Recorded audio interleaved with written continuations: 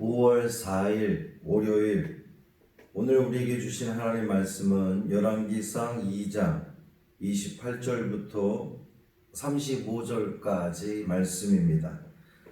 열왕기상 2장 28절부터 35절까지 말씀, 구약성경 513쪽입니다. 함께 봉독합니다. 그 소문이 요압에게 들림에 그가 여호와의 장막으로 도망하여 제단불을 잡으니 이는 그가 다윗을 떠나 압살롬을 따르지 아니하였으나 아도니아를 따랐음이더라. 어떤 사람이 솔로몬 왕에게 이르되 요압이 여호와의 장막으로 도망하여 제단 곁에 있나이다. 솔로몬이 여호야다의 아들 브나야를 보내며 이르되 너는 가서 그를 치라. 브나야가 여호와의 장막에 이르러 그에게 이르되 왕께서 나오라 하시느니라. 그가 대답하되 아니라 내가 여기서 죽겠노라. 브나야가 돌아가서 왕께 아뢰어 이르되 요압이 이 일이 내게 대답하더이다. 왕이 이르되 그의 말과 같이 하여 그를 죽여 묻으라. 요압이 까닭없이 흘린 피를 나와 내 아버지의 집에서 내가 제하리라. 여호와께서 요압의 피를 그의 머리로 돌려보내실 것은 그가 자기보다 의롭고 선한 두 사람을 쳤음이니 곧 이스라엘 군사령관 넬의 아들 아브넬과 유다 군사령관 예델의 아들 아마사를 칼로 죽였음이라.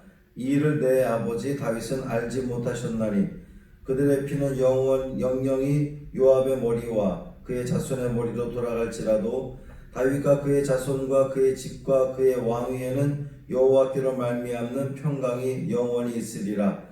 여호야다의 아들 브나야가 곧 올라가서 그를 쳐 죽임에 그가 광야에 있는 자기의 집에 매장되니라. 왕이 이에 여호야다의 아들 브나야를 요압을 대신하여 군사령관으로 삼고 또 제사장 사독으로 아비아다를 대신하게 하니라. 아멘. 이 말씀 하나님 말씀입니다. 오늘 하루의 삶도 주님과 동행하시는 복 있는 삶이 되기를 주님의 이름으로 축원합니다. 월요일 아침입니다.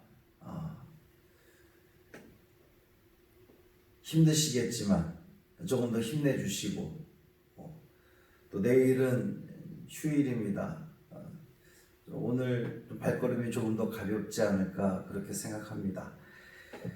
주님이 주신 은총 가운데에 좀 더 밝게 힘차게 살아가는 이 한날이 되기를 바랍니다. 솔로몬이 왕위에 오르고 아버지 다윗의 유언대로 정리해야 될 사람들을 정리하는 그런 과정입니다.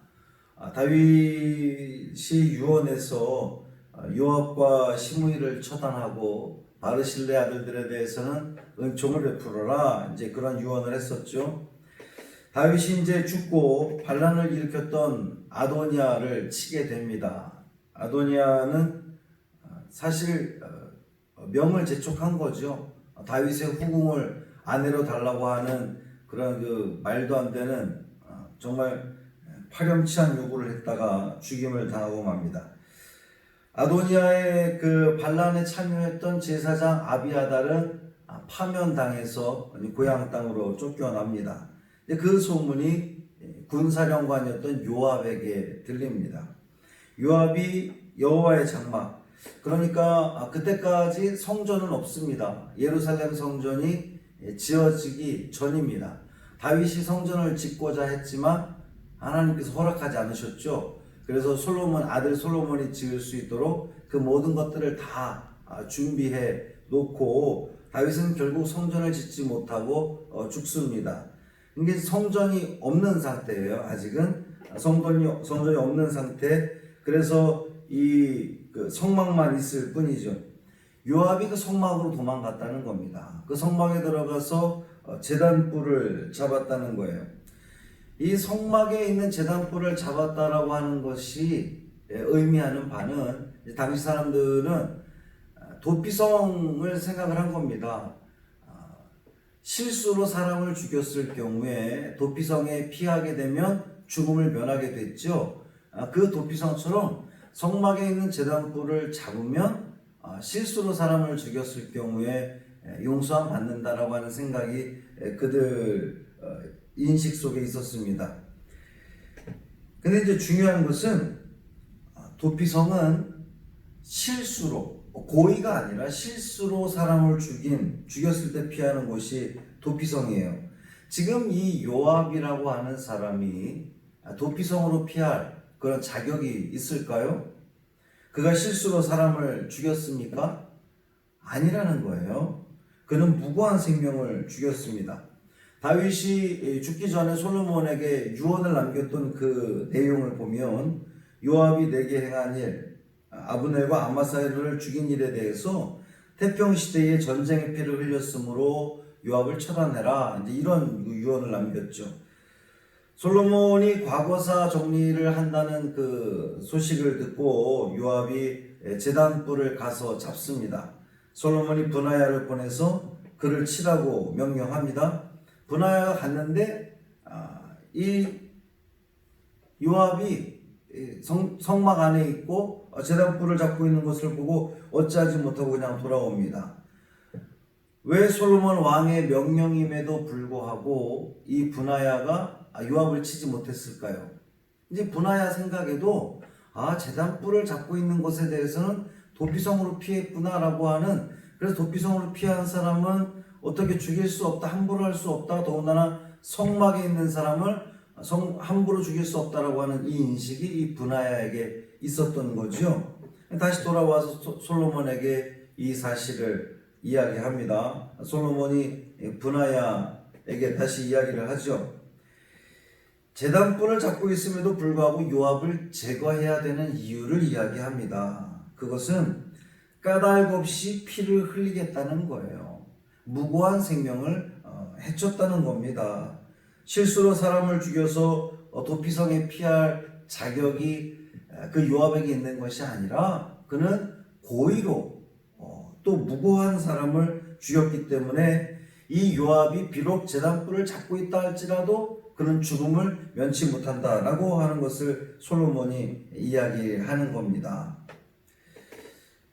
근데 오늘 본문에서 우리가 주목하게 되는 것은 그들의 피, 그러니까 무고하게 죽은 사람들의 피가 요압의 머리와 그의 자손의 머리로 돌아갈지라도 다윗 가문에는 하나님께로부터 말미암는 평강이 있을 것이라는 그러한 이야기입니다.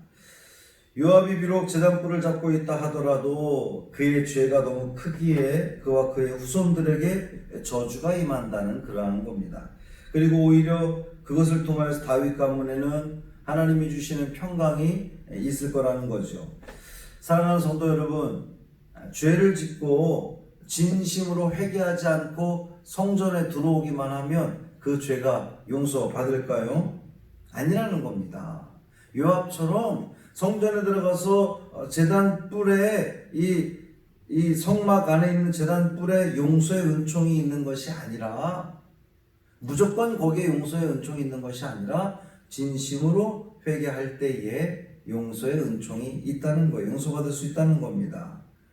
다윗이 죄가 없었습니까? 아니잖아요. 다윗이 죄가 있었습니다. 그런데 진심으로 하나님 앞에 회개했을 때에 그가 용서받을 수 있었습니다. 다윗과 요압의 차이가 바로 거기에 있는 거예요. 다윗은 정말 요압 못지않은 큰 죄를 졌음에도 불구하고 그는 하나님 앞에 진심으로 회개했을 때에 용서함 받았습니다. 근데 요압은 회개도 없이 그냥 그저 제단불만 잡은 거예요. 여러분, 우리가 성전 안에 무조건 들어오기만 하면 용서를 받습니까? 성전 안에 들어오기만 하면 아멘 한다고 해서 구원받을 수 있습니까? 아니라는 겁니다. 진심으로 하나님 앞에 회개해야 그에게 은총이, 대속의 은총이 있다는 겁니다. 사람은 누구나 실수할 수 있죠. 연약한 인간이기 때문에 실수할 수 있습니다. 죄를 지을 수 있습니다. 그러나 그러고 나서 정말 하나님 앞에 진심으로 회개해야 용서받을 수 있는 거예요. 내가 무슨 잘못이냐고, 너는 잘못 없냐고 오히려 그렇게 대드는 사람은 용서받을 수 없는 거죠. 정말 이 성전 안에 들어와서 하나님 앞에 머리를 조아리고 진심으로 회개하고 그럴 때에 하나님이 주시는 참된 평화와 또 참된 기쁨과 용서의 은총이 있을 줄 믿습니다. 이 사실을 기억하시고 늘 하나님 앞에 회개함으로 용서함 받음으로 또 저와 여러분의 그 삶이 주님이 주신 참된 평강으로 넘쳐나는 그런 귀한 은혜가 있기를 주님의 이름으로 축원합니다. 할렐루야. 살아계신 아버지 하나님 고맙습니다. 진심으로 회개하지 않고 그저 성전불만 제단불만 잡았던 요압은 결국 죽임을 당하고 맙니다. 그가 무고한 생명을 그렇게 죽였기에 그와 그의 후손들이 저주를 받게 되는 거였습니다. 주님, 우리도 하나님 앞에 또 사람들 앞에 실수할 수 있습니다. 죄를 지을 수 있습니다. 어쩌면 늘 그렇게 살아가는 우리들입니다. 그 지은 죄에 대해서 실수에 대해서 하나님 앞에 진심으로 회개하는 우리가 되게 하여 주옵소서.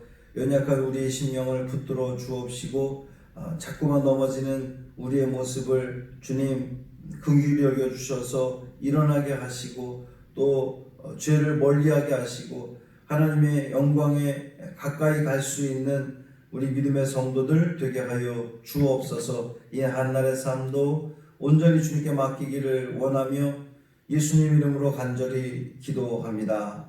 아멘.